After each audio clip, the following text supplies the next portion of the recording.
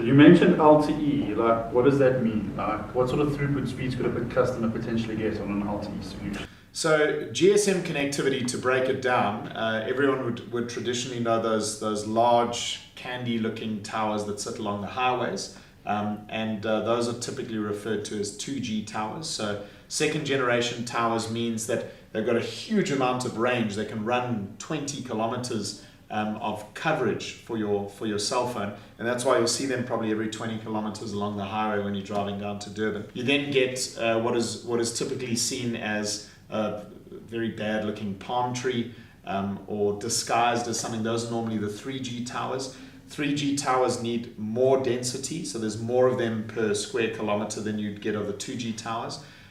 So that's the downside. The upside is that your speed of connectivity is 3G or third generation, and that means that you can actually have a decent browsing experience. You can stream some basic videos. You can do some pretty good interaction. LTE or 4G, and effectively for general purposes, those are the same thing. Long-term evolution is what LTE stands for, and those towers are even more dense than 3G towers. So they're normally little pico cells that sit on the side of buildings, or in general populace, but they need a much higher density in order to give you coverage. So far more per square kilometer than you'd get on 3G even.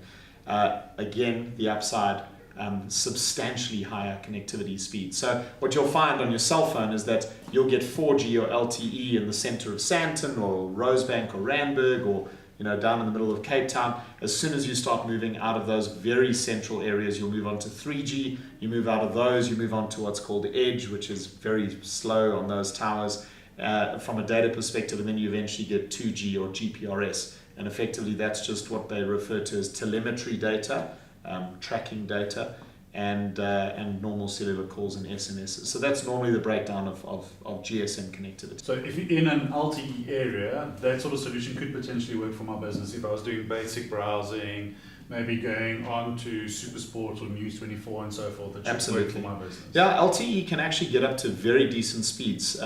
It's not uncommon to get speeds of 20 meg, 25 megasecond on a decent LTE connection, and certainly higher than 5 to 10 megasecond, which, for a business who's doing general email and general browsing, if their fiber link or their wireless link goes down, they'd certainly be able to hop onto an LTE solution and continue running on that until the services came up.